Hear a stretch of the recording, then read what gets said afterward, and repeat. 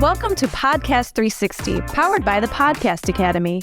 In 3 questions, answered in 60 seconds each, you'll experience a 360-degree view of podcasting and the people who are building out the industry. Company founders will take turns sitting in the seat of both guest and host, creating a chain of podcast knowledge and perspective. These conversations are going to get down to business quickly. Each host will ask their guest 3 questions, and they will have 60 seconds to answer each one. You'll hear the timer counting down their final 15 seconds. At the end, the guest will choose a topic to revisit and dig into a little deeper. Let's meet our experts. Today's host is... Hi, I'm Sharon Taylor, former CEO of Omni Studio, and now SVP of Podcast Strategy and Product Operations for Triton Digital. You might remember me from last week's episode where I was interviewed by James Quidland of Pod News, so be sure to check that out after today's conversation. And who's in the hot seat as today's guest? Hi, I'm Fatima Zaidi. I'm the founder and CEO of Quill and co-host. We're a full-service podcast production agency. We specialize in creating branded audio content for Fortune 1000 brands. And we also own a hosting and analytics tool for brands who are podcasting. Before we dig in, we ask our guests to lay out 2 truths and a lie. Our host will guess which is the lie. We'll find out the answer together at the end of the conversation. But our host will have an opportunity to change their answer based on what they learn from our guest. Or they can stick with their first intuition. Here we go. Fatima, welcome. It's great to talk to you. As Amanda mentioned, this is the part where you lay down your 2 truths and a lie. So can you share those with our listeners? Absolutely. My first truth is that I was on a panel with Beyonce's dad. My second truth is that I love open water shark diving. And my third truth is that I own and host a podcast on business client pet peeves. Well, it's a tough one. It's either the Beyonce or the shark diving. I think that you don't enjoy shark diving. I really hope that you do. Well, I guess we'll see. Yes, we will. Now it's time for listeners to get to know you better. I have 3 questions for you, and you'll have 60 seconds to answer each. After that, you get to pick one of the subjects that we covered, and we can go back into more detail. Ready? Ready. Get that stopwatch. Here we go. So my first question is, your ability to remember and recall podcast statistics has always impressed me. Right now, is there a data point available in the industry that is most interesting to you, and why? There might be some internal bias in this answer, but the data point that I'm most fascinated by for the industry, and the one that I probably use the most when client pitches, is that 94% of people who start a 30-minute podcast episode end up listening to the entire episode, whereas a 30-minute video only has a 12% completion rate.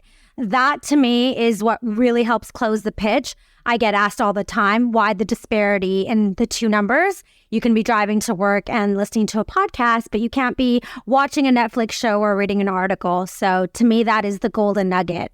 Wow, that's fascinating. Okay. The second one, which I guess people might already know, is that you love data based on that. Do you think that podcast analytics are doing their job, or do you think that we need more insights to move the industry forward? I think we're both in agreement here that the industry needs a lot of movement when it comes to analytics. I think the challenge is that we're also bogged down by the number of downloads and listeners and not really focusing on the metrics that matter, which is engagement, psychographic, demographic information, making sure that you're reaching the right qualified listeners who are engaged with your content. And so, no, I don't think the industry is doing enough to move the data forward. And I think consumers are not doing enough to place emphasis on the right data points.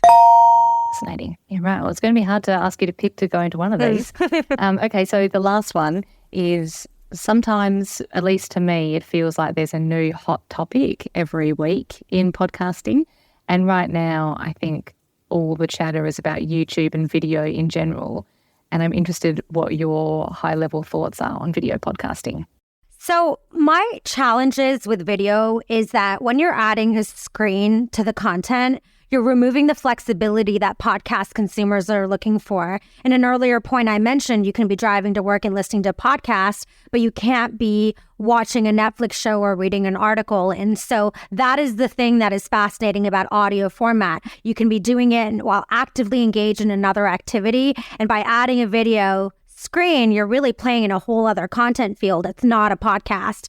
And the results are sort of there when you look at the YouTube views as compared to podcast downloads that at least we're able to achieve for our clients. So for me, I'm an audio format gal.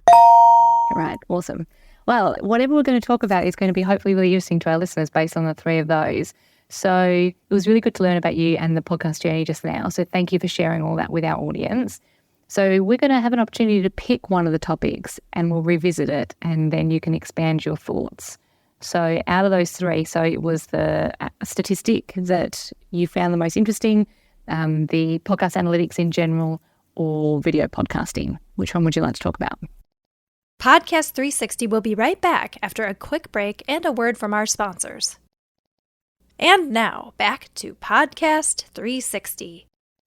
Let's talk about the second one, podcast analytics in general. I thought that might be your passion, because I think that you and I could talk about this for quite a while. Okay, so podcast analytics doing their job. I think that I agree. We're very much on the same page. For so long, it's just been like the download that rules the world. All of those good analytics that you mentioned, like the demographics, psychographics, listening, etc. How do you think about those whilst also protecting the download as like that kind of key metric for the industry? I guess growth would be how a lot of people think about it. Mm-hmm. I mean, I think that it's one KPI of the many that you need to be measuring. And I think it's absolutely fine to attach download and unique listener counts in terms of your KPI success set. But ultimately, I think not enough people in the industry are using the cost per minute of human attention and using listening time as the engagement metric. I mean, if somebody is dropping off in the first 10 minutes of your show, if it's a 40-minute podcast episode, that still constitutes as a download and a listener. It just doesn't bode well to the success of your content if your average consumption rate is below 80%. And so for me, I think the industry needs a bit of an overhaul. And I know you and I have had many conversations about this offline, where it's almost an education piece that's required, where podcast consumers need to come to the table and focus on more metrics other than just what is my reach, but rather what is my engagement and what is my loyal following and loyal listeners and repeat listeners and binge listeners. A lot of hosting platforms don't provide those metrics today. And that to me is really the game changer of content, not necessarily downloads. I agree with that. Your client base is largely B2B focused, like you're a lot of branded content. Do you think that those types of analytics are more what that client base is asking for, or do you see that they would be applicable across, those shows that usually are, hey, I've got 10 million downloads, and so that means I've got X much dollars in my bank?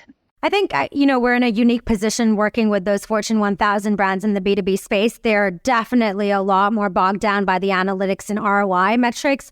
We couldn't get away with just providing them downloads and unique listeners. That's actually why we built Co-Host. I think, yes, the engagement piece matters more. They want to make sure that because we're a full service marketing agency, we're reaching the right qualified listeners that they're looking to target.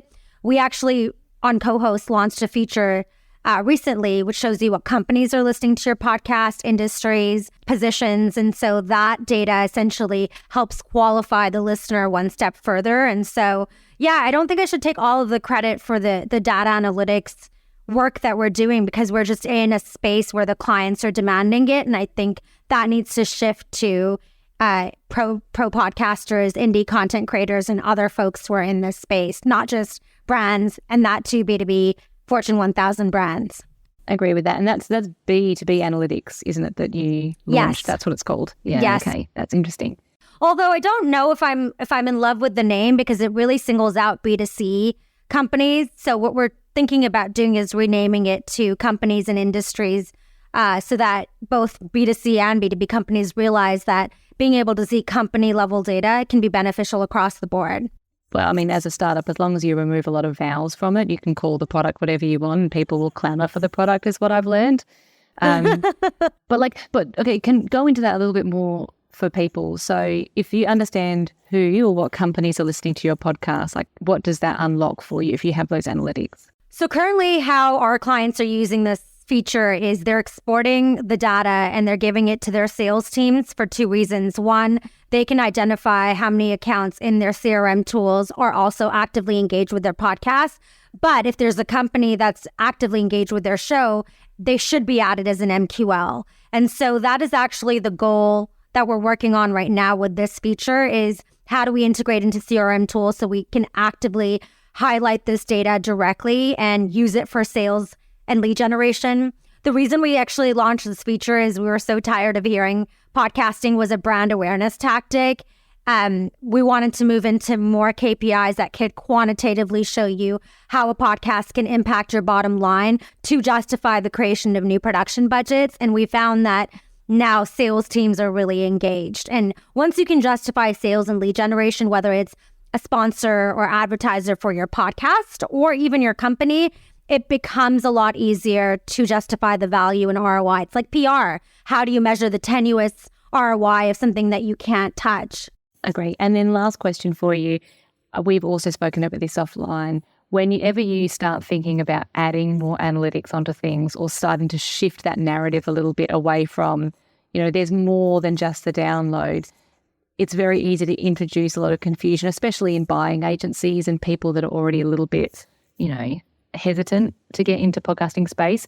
And so how do you push those conversations forward without displacing the download and making sure that more people enter the market? Yeah, it is a bit of an education, and we have certainly turned away clients who have come to us and it's been a vanity project where they want to become famous or they want to become influencers, and all they care about is the number of people that are listening to the podcast, less about the value that they're getting from the content. And ultimately, I would say that if you fall into that camp, then we're probably not the right fit for you from an agency perspective. You could probably pump, thousands of dollars into Castbox campaigns and just get a download, whether it be the right download or not, TBD. So I think it's a bit of an education, in most brands that we work with and interact with. It's about making sure we're reaching the right qualified user. And there's so many different KPIs that we measure, and we're not discounting downloads and unique listeners. We're just saying that it needs to be added to a large data set that we're looking at to see whether or not the content is resonating with the consumers. And so most people, not all, seem to understand that. And that's why I love working with brands. But I do think that, maybe in my next life, I'll launch something that's catered more towards indie content creators to try to educate them on the importance of moving the industry forward with data. Yeah, cool. Either that or an influencer or a shark diver. Yes, or potentially. Well, it has been a great experience getting to know more about you and your podcasting career, and I know that listeners will benefit from this conversation. So I guess there's just one more thing for us to do. I get to make my final guess for Two Truths and a Lie. There we go. I'm swayed a little bit by the Beyonce one, but I am going to stick with my original answer, and I think that the shark diving was a lie. Okay, so I love diving with sharks. I'm an avid diver, love shark diving, love all kinds of open water diving, to be honest.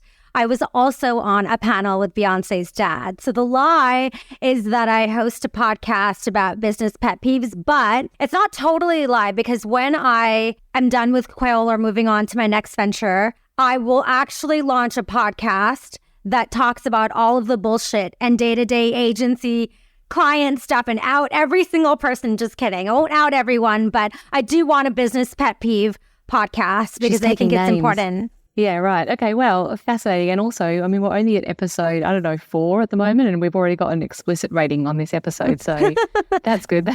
I can't believe that I've known you for this long and I didn't know that you like shark diving. Okay, to be continued there, but right now, there you have it.